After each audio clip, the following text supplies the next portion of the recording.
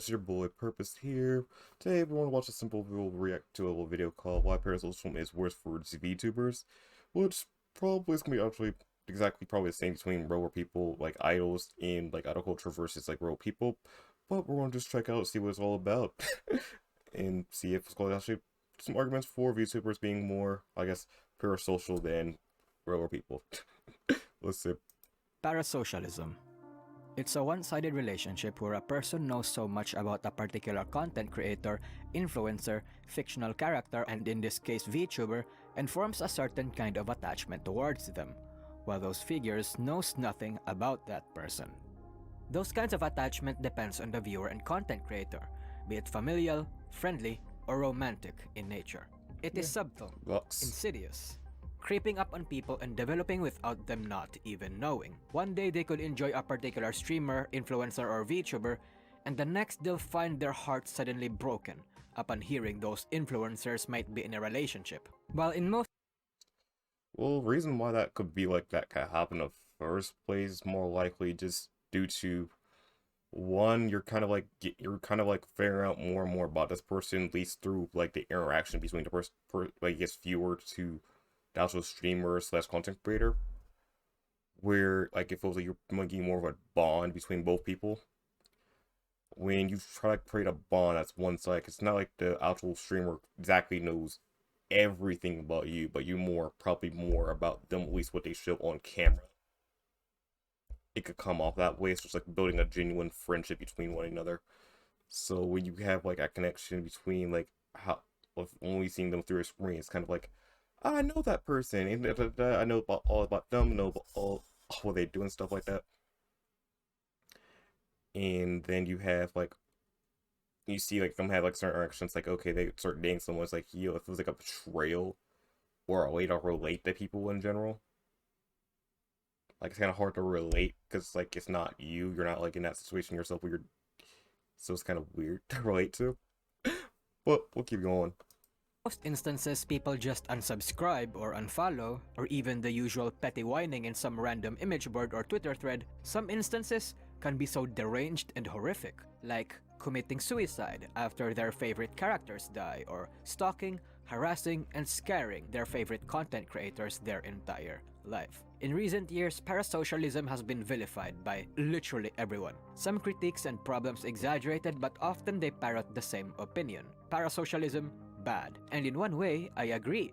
The deepest ends of parasocialism are cause for one of the internet's most fucked up stories, but I don't think parasocialism is necessarily bad. See, parasocialism is more nuanced than that. While everyone simplifies it to just a person developing some kind of obsessive or unrequited attachment towards someone or something, there are actually layers and depths to consider. A weeb seeing the boys on Trash Taste and listening to their podcast every day because they're just like me for real. A man inspired after his favorite influencer that once suffered the same problem that he had overcome it. A man deciding to learn a language just because their favorite VTubers knows how to speak it. Parasocialism isn't the Venta Black concept that many people paint it as. It Hmm. can be healthy. In fact, I would argue most cases of parasocialism is actually healthy. We all have parasocial relationships in some shape or form. By its technical definition, being a fan of someone is a parasocial relationship, and most of the time, that actually helps us grow, like learning a language, mastering an instrument, becoming a good dancer, or even just a temporary escape from the harsh world so that we can come back refreshed and ready to face it again. Sometimes, we just need our role model and Oshis to give us encouraging words. Sometimes, we just need a temporary escape. But when people start depending on them and reach the deep end, that's when the parasocialism problem actually becomes a problem. When requests for words of encouragement become pushy for words of validation. When instead of being inspired by your favorite content creators to fix your issues, one ignores it and retreats to them for comfort. When one escapes reality and leaves for good. Many people have talked about the dangers of parasocialism, especially that of a romantic nature.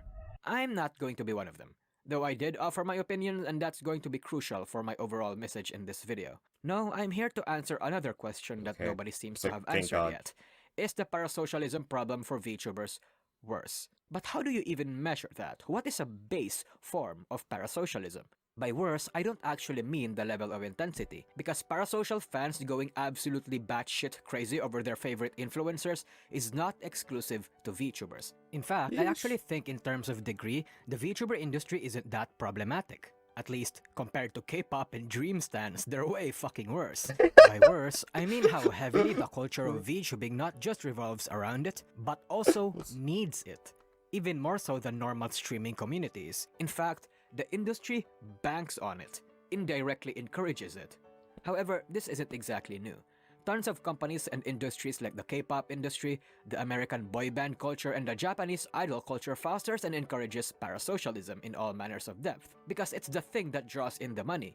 It also doesn't help that the VTuber boom started in 2020, literally the time where many people were isolated, lonely, and in a bad spot in their life due to Well, it also goes like the real world TV also. It doesn't just go personally to VTubers, it also goes to, well, K-pop stands, stuff like that. You have to think like people legit like had like Beyonce concerts. You can think like rappers kind of influence stuff in general. It's not just in the paradigm of just like this confined group that is like super parasocial. It's more like everyone has a kind of stand of that. It become a thing of like anything. It's like you want to encourage more behavior like that kind of in a way. So like for say for example, I keep watching specific things about like let's say same theory.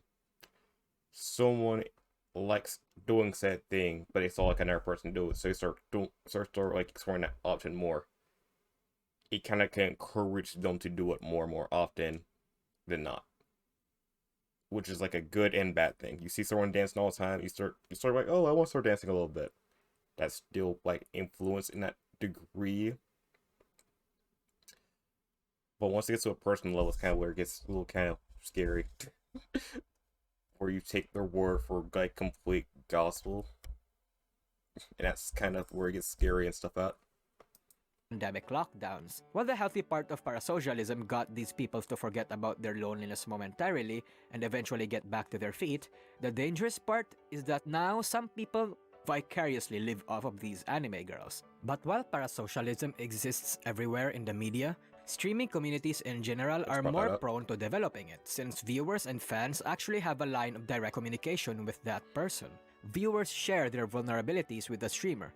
They banter, they have inside jokes, and it makes it so that the viewer feels like they know this streamer for real, like they're close friends with them, when in reality they aren't. And eventually, they go to their streams every time just so they can talk to them, to see what they're up to. Eventually, they develop a parasocial bond. Whether that's on the healthy side or on the deep end ultimately depends on the individual viewer. However, parasocialism can actually also go the other way around. In fact, I'd argue parasocialism first starts on the streamer or VTuber's end. Relatability is a tricky thing to manage as a VTuber. In one hand, they absolutely need it so that people can connect with them and understand them better, which is part of a healthy parasocial relationship, of course, but afterwards, it's their responsibility to put up proper boundaries. Still, no matter what you do, even if you put up that boundary, there will always be fans that will fall to the deep end of parasocialism. Gachis exist for everyone, not just for VTubers. Putting up boundaries serve to lessen the impact of those gachis. But I can't entirely blame the gachis though, because it's actually the influencers that start seeing their chat as their friends first. Because the chat is always there, cheering for them and occasionally tossing them money. Who am I to deserve your time and money? I need to repay you would become their mentality. And this bond would deepen for better or worse, usually worse, when eventually the VTuber shares their vulnerabilities, past traumas, and too much of themselves to their audience. It's an indirect invite for That is really good point, huh? Yeah, that's really a good point. Because it's more like you can start off with the basics of like streamers versus like just doing it in general. You don't get see nothing at all. Then just kind of slowly but surely, you kind of like as your chat continues to get growing, you also get to see kind of hear about their own personal stories through both sides. Anyway, it's like it's like a one-sided relationship, but the streamer also has to legit put boundaries in place because if it gets too personal, it won't be relatable. But also you gotta want because you still gotta be relatable, but you also had to have a boundary. Like yo, this is a little too close to home. Where sharing information is like a you gotta keep a good circle around it basically to keep the cycling. It's just weird. It's weird to think about the streamers and the viewers typically get a parasocial of both sides. except for one starts getting kind of low paid for it, but that's not the point. for other people to start pouring their hearts too, and thus starts a cycle where they essentially feed on each other. Some people trauma dumps during a random moment on a stream and sees their VTuber as a waifu therapist, and some people dedicate entire months of their lives making videos worshipping a single VTuber. Okay, maybe two. It's especially worse for Case, I VTubers who guess are it's a lot. troubled because the chat starts developing some kind of savior complex. That's the reason why a lot of VTuber fans love unstable girls and menheras, because they're just like me for real, and to them, they're way cuter than a normal professional VTuber. As such, this is a part of the job for most VTubers. Even if one is literally the funniest VTuber ever, they often need to skirt the edges of parasocialism, even more so than regular streamers, to find the middle between the shallow and the deep end. They can't stay completely unparasocial with their audience for long because parasocialism is the lifeblood of this industry. It's what fans expect and want from VTubers. Most VTubers fortunately manage to find these sweet spots, and those that go over the edge end up in unpredictable places. As examples, Rusha got gutted and was humiliatingly exiled from Hololive, and Vox is seeking professional mental help after the whole Reimu drama, and maybe developing into a Menhera himself. Yes, they're still active and popular, but they've earned themselves quite controversial reputations. Yes, they're still making bank, and they still want to pursue the GFE and BFE experience, but at what cost? Of course, I'm not saying that Rusha or Vox deserve the mental damage that was inflicted upon them due to parasocial fans and criticism, but what I am saying is that it's par for the course. Things like these were naturally going to happen. There's even a chance that it'll continue to worsen as they keep descending into the abyss. And again, everything that I've said so far aren't exclusive to VTubers. They happen to regular streamers too. However, the reason why I think it's a tad more problematic for VTubers is because VTubers are easier to objectify. VTubers appear as anime characters, they play into a kayfabe or character archetype, and due to this, it's really easy to forget that they're still human, that they're just entertainers, that they're just doing their job. There's already a growing global culture of men replacing real relationships with waifus, and pair this up with the idol culture, which I'll talk about later, and you get a special kind of problem. Yeesh. But things get even more complicated when you remember that it's part of the magic of VTubers. Them role-playing is part of the appeal of the gimmick of VTubing. VTubers are basically interactive shows when you think about it. Them acting like caricatures, playing into tropes, being a NEET because they're just like me for real, playing into the shipping culture, these are all parts of a VTuber's appeal, and the natures of these appeal makes parasocial relationships all the more easier to form. It's much harder It's for kinda creepy. VTubers to manage their fans because they have to keep that magic alive while making sure most of their fan base doesn't fall too deep into parasocialism. And if their fan base have already fallen into the deep end, whether intentionally or accidentally, they start walking on eggshells. Most of the time, VTubers fail in managing that balance because parasocialism is already a key component of the VTuber culture, and sometimes it even dictates the success of a VTuber. Of course, while parasocialism is already a necessary component for a regular streamer or influencer, in the case of VTubers, parasocialism isn't just necessary, it's glorified. Enter the simping culture. Originally, the word simp was an insult to men who like female content creators a little too much, to a point where they'd spend a shit ton of money in hopes of getting some action in return. But during the VTuber I think this also goes both ways. Low key, I think this goes like both ways, not just males, it also goes females. Because you have things like Sea Dog VA, for example, or Connor, however you like depend like person call them. So he had like a 90% like viewer base that was based on like females legitimately first was getting started on like content creation in general. I'm pretty sure his main base like probably like now is more like probably still has more majority females than males, but still it's probably more balanced now, but in general it's just like you kinda it's like it kinda helps on both sides. I don't think it's just one specific gender or the other. I think it's just both, honestly. boom, fans have not only adopted that word, they turned it into a badge of honor. The most loyal simps and the craziest, most active whales are respected and glorified. Someone who cashes out literally tens of thousands of dollars to super chat their Oshis in a single month are labeled as mad lads, a god amongst men. Half of the fanbase look at this ironically, but the other half do so unironically. Somehow, the simping culture has distorted our perception of such herbivore behavior. Somehow, The simping culture has made this the norm of the industry. And while I agree that this culture is part of what makes the VTuber community unique, it doesn't make it any less weird when you actually look at it from the outside and look at it without rose-tinted glasses. But again, this culture is what makes the industry special. For better or worse, it is also part of the magic of VTubing. In fact, this culture is why the VTuber boom happened in the first place, and why Hololive became the most popular global VTuber agency. Because the thing about industries is that the top dogs will always be the trendsetters. What they do is what most people follow in order to get a similar result. Hololive's idol niche became the meta for the industry when the VTuber boom happened, and as a result, idols and VTubers have become intertwined, permeating to every corner of the VTuber industry. Idols have something of a problem with parasocialism already, so it's only natural that it was going to make it worse. The toxic side of the idol culture, which is the whole not talking to males thing among others, spread out across the VTuber industry. It's not that any agency, including Hololive, is forcing their VTubers to follow this toxic part of the culture and be parasocial, because it's mostly perpetuated both by the viewers and the individual VTuber. And while this industry has been doing well to shed off toxic parts of the idol culture, like the whole not allowed to talk to males thing, heavy parasocialism is still the lifeblood of the community, and it's where the VTuber industry is still going.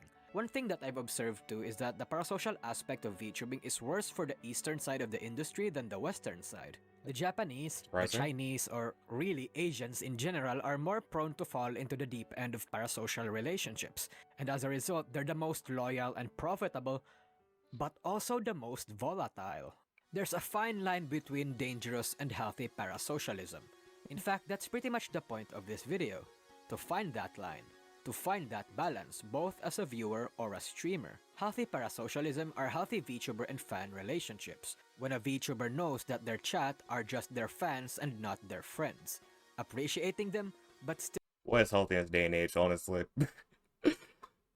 There's never going to be exactly a fine line of safety. It's going to be like, you have a middle group that kind of understands both sides, but then there's deep ends of everything.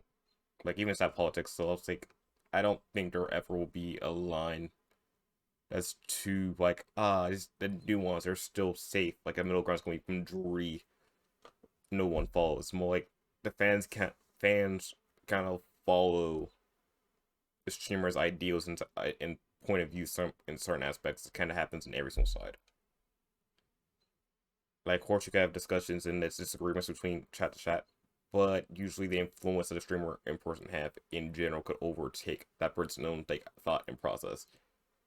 It's like you want someone to technically agree with you. It's kind of like what happens usually. Like, he's like, if I see like her point that's like something weird and not just like, okay, I like anime but I don't like cartoons. There will be a person that was called that who has a similar thought process and be like, oh, I like this exact same thing, and they're probably more likely to be a fan of that person with their own ideals because they have some similar interests in general. Still keeping a distance, when viewers know that the VTubers are just doing their job, still buying into their kayfabe and having fun but maintaining a healthy separation. But dangerous parasocialism is dependency or codependency between VTuber and fan, when the lines blur both for the chat and streamer, and they feel the need to see each other to complete their day. When the viewers start seeing the VTuber as their waifu therapist, a romantic, or their friend. Healthy parasocialism is the reason that the magic of VTubers exists, and it's one of the elements that make VTubing unique.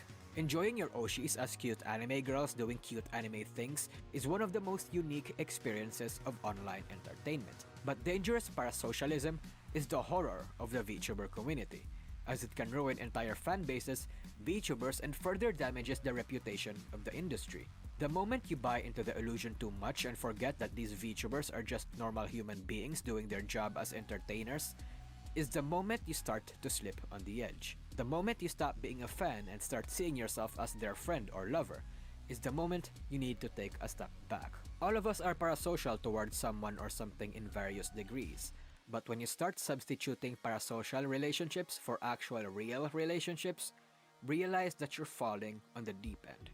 The parasocial problem only becomes a problem when you let it become a problem. Hey everyone, thanks for watching this video. Leave a like and comment down below if I've missed something or if you have something to add. And if you'd like to engage in a parasocial relationship with me, Yep. joining my membership or Patreon will be the best way to do so. Anyway, that's it. See ya. Well, yeah. I think that was a pretty good video, honestly explaining like it could be more on one side for with the VTubers being called more parasocial, but it kind of comes with it's kind of like at this point in day and age right now currently with these where you kind of expect it to be like a therapist in a streamer, technically speaking. Like, it's weird. Even though you're not like categorized for it, the parasocial like boundaries legit push more in that standpoint where you gotta at least keep the like blood flow going, keeping a happy face, basically keeping it as genuine as possible to a certain degree. To a certain degree, of course. Where kind of like gotta fluctuate that. The little like I heard like this weird thing basically between like when it comes to the hub industry basically where they had like the more back end stuff they do would be more like they do more therapist stuff in the background also. So I think it's just due to people who have like problems in general that they have like within themselves that kind of get fixed up, and usually they want to find something that was called kind of like embraces that certain field of like hole that they feel like that they have to fill in, and that's kind of what pushes that forward in general. Whether it's for a good thing or a bad thing is really for everyone to say because it's like people, it's like it's life. Everyone has problems in their own queer facet. But of course, let's get to the end of this video. So we're going to what's called like give a link down in the description for the press Nagisagi for this video. But hope to see you all next time. Bye bye.